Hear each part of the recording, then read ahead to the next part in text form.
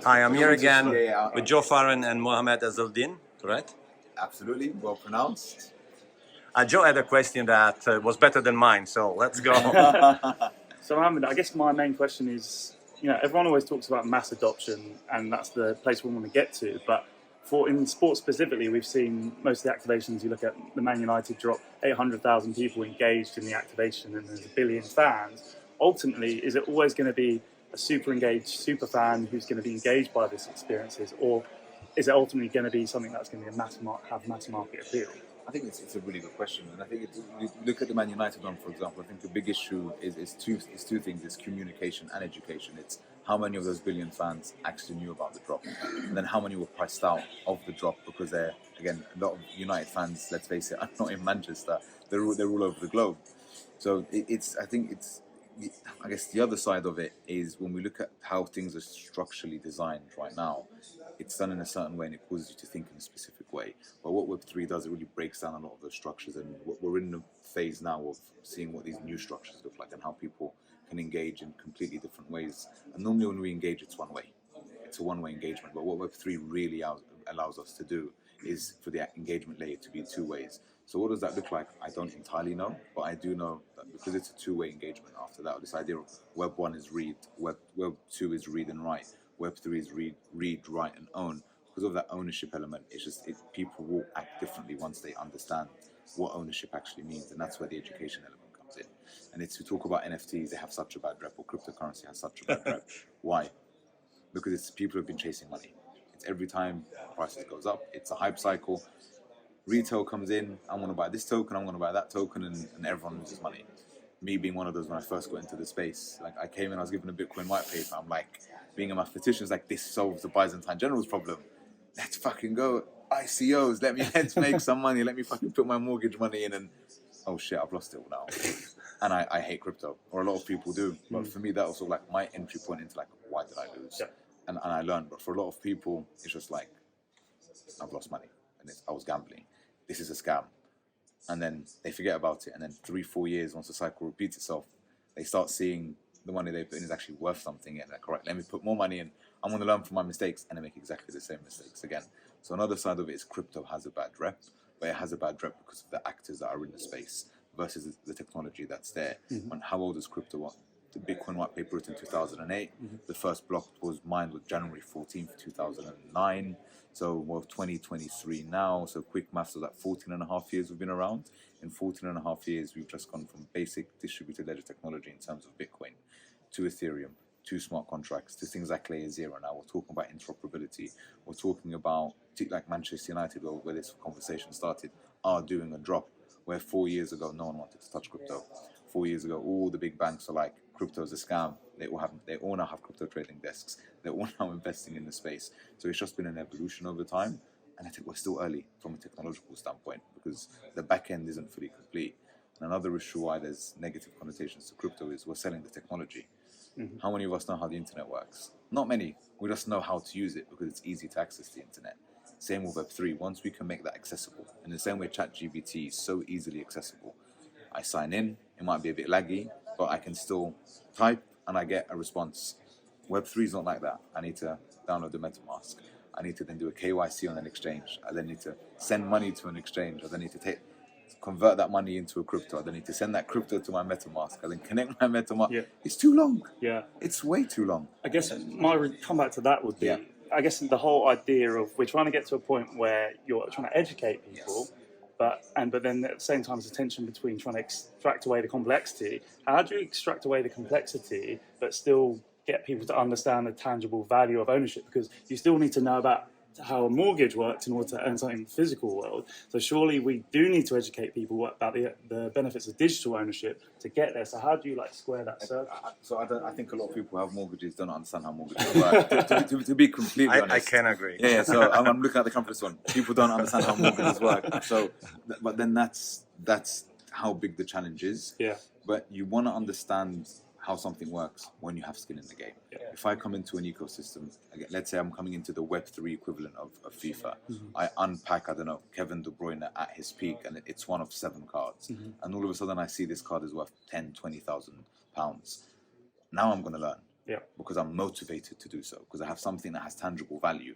So now I'm going to go through what I was talking about before about KYCing on an exchange, sending money, sending it. I'm going to do all of that because I'm going to make 20K. Yeah. And then it's going to be like, that's that light bulb moment for some people. For other people, again, when we talk about this technology in the metaverse, that might be for us. It's definitely not for the older generation. It's for your Gen Z. It's for your millennials. It's for, I don't know what generations are coming after that. It's for anyone who's under 20, under 25, who's really tech savvy, who really understands the value of ownership, who's moving away from big brands, who understands the power of community.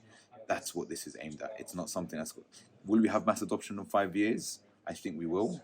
Will we have mass adoption where people fully understand what's happening on the back end in 5 years? I don't think we will. They're two separate things. Will we have that in 10 or 15 years? I think we will. Because the main subset that the technology is aimed at is the digitally native Gen Alpha Gen. I have to disagree on the age. I'm fucking tech savvy and I'm much more than a Gen Z. I can tell you a lot more. Listen, I completely agree, and I think we need to turn the camera on you for a moment. But in general, and I guess like I'm going to go a bit political and talk about Brexit. And you look at how the split in vote happened. Anyone above a specific age outright in general voted Brexit, and everyone below a specific age outright voted Remain. So there is that disparity in terms of old school doesn't want anything new school. Yeah. In general. One word that I like using in general, because that's the way I normally create value through the year, is long term. Yeah. So I every time I see NFTs relate, so tokenomics, because you're head of tokenomics at Animoca Brands, but we didn't say that. Tokenomics implies long term in general. Yes. Because value, ownership, there may be cases in which ownership is instant and then I don't care anymore. But normally it means long term. And I think one word that was used in the panel when I asked the question about before, the silly question, was there was a self-inflicted damage. I think the one you mentioned, maybe not caring about user experience or trying not to answer the question, was one of them. And the other one, everybody for the money, went short term. But this is, it's like collectibles. Collectible means long term by definition. Yeah, it's a number of things. I think number one, you made a good point, is that a lot of people go for the short term gain because it gives you that inflation in price. It creates FOMO. It allows more people to come in, and it's always like in my role. So I have to have some tough discussions sometimes with stakeholders. In some of the decisions you're making are great short term, but you're burning the long term. The longevity of this ecosystem, because once people get burned and the value within that ecosystem goes to zero or goes close to zero, it's very hard. They need another cycle as a minimum to come back. Well, as a minimum, and even then, how many projects were around in 2017, 2018 that are not around? I mean, the Chinese Ethereum Neo, one of the biggest gainers in the cycle in 2017, 2018, no one speaks about it now. Bitcoin Cash is another one. Stellar Lumens is another one. And there's a long list. Again, that's when I got into crypto. I know prior to that, in the previous cycle, when there wasn't as many tokens, there were some that was like, this is, I think, Ant Shares, but I think Ant Shares became Neo. So maybe not. But there were other projects, and no one talks about them now. The only ones that have really survived the test of time, Bitcoin, Ethereum. If we really look at it, for those that have been, obviously, we wouldn't be here today if it wasn't for Bitcoin. Yeah. So it's great that the people that are still in this business are the ones that believe in the long-term vision, like 100%. You, and the ones that are building. Because less people are talking about experts have become all generative AI expert, but you build maybe a bit less, and maybe funding is a bit more difficult, but you're still building. I think that's the core. We have to build. Again, it's like our ethos at Animoca Brands, it is the open metaverse. So you heard Dirk talk about the Open Metaverse Alliance. So like we're one of the founding members of that. I head the what is my title within that? I'm the chair of the token committee. Okay. Within that, and really what we're looking at is designing how a fungible token would work within that ecosystem, how non-fungible tokens work within that ecosystem, but more so from a reputation and governance perspective. Because one of the big things, and we didn't touch upon this on stage, but reputation is a big thing. Yeah. And in Web2, you have your reputation from your CV, where you went to university. In Web3, I can be pseudo-anonymous or fully anonymous, where I'm just a picture of a dog or an ape or some funky caricature drawing. But what does that mean? When we talk about DAOs, again, another buzzword, decentralized autonomous organizations, you have some projects that are trying to go fully decentralized. And it's very difficult to do that. Purely for me, there's a number of reasons, but one of the main reasons is reputation.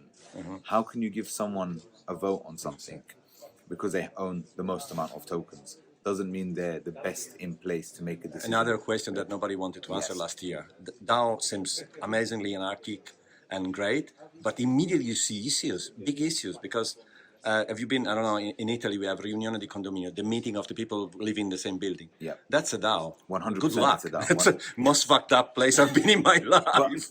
But so Sorry. No. But I'll tell you what. But then this is people think a DAO is meant to be smooth.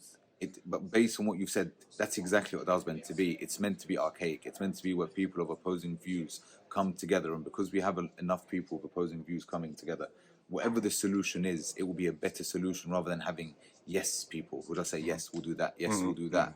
That's what leads us to a lot of the problems we see in today's day and age. Without getting too political, I think it's. Which means you will go like before. No. I think DAOs are the future. I just think we have to take it step by step. In the same way we have a product roadmap, we need to have a roadmap to decentralization, where it starts off centralized or starts off with an air of centralization, where we're still taking into account what the community is saying, and over time decentralize the ownership the community has over that DAO. And the solution could be a balance between KYC and decentralization, or? It would vary from ecosystem to ecosystem. Okay. The beauty of DAOs, you might have a DAO that will turn around and be like in the Roman times when the Rome was under attack, they voted one person to come in as leader. And see, the last person was Julius Caesar, and we know how that ended. But it could be. But then it's really up to the collective to decide what does democracy look like, or what does what does governance look like? Because democracy is a form of governance. There are other forms of governance as well, and each DAO can choose what that looks like. So what we now have is hundreds, if not thousands, of experiments. And every token economy that's out there, including the ones we've designed, they're all experiments. And you just see what people associate themselves with and what people don't associate themselves with. And we look back and we learn. A lot of what we do is actually a lot of research. And we try to innovate as much as we can, but also we research what other people have done, what's worked, what hasn't worked, why is that the case, what can we learn from this? And we take it from there. Like, it's multifaceted. It's not just as easy as this is how it works. Everyone votes. We're all going to make it. What's the best idea? What's the best example of DAO governance that you've seen in terms of? Can you point to any specific examples? So I think ApeCoin is actually, or ApeCoin DAO is a really interesting one. You can argue that the BAYC have the most active community, even if it's lovers and haters. There are haters of that community where they still engage within the community. And because you had the active community when ApeCoin dropped, what we actually saw was a rise in holders, an insane rise in holders, even though it was seeded within the initial Ape community. And when the DAO started off, participation was actually really low. It wasn't that high. We're talking like single-digit percentages. They're having the special counsel and the steward. I think is the vote closed? It's closing today. If it hasn't closed, it's closing today. And we've seen a huge surge in increase. I mean, I've been on Twitter Spaces as a listener, just listening to all of these different candidates arguing why or debating why they should be the ones on that council. So we're still early, and a lot of people think, right, we're used to instant gratification. We're used to just like, I buy something, I want it to 10x. I'm going to enter a DAO. I want to be fully autonomous and fully decentralized. It doesn't work like that. Take a deep breath. We are all going to make it one step at a time. Okay. NFG over Thank now. Thank you, Mohamed. Thank you, Joe. That was more than 5 minutes. Amazing chat. That's fine. You got a lot of edits to make in there. Ciao. Okay, thank you. Thanks.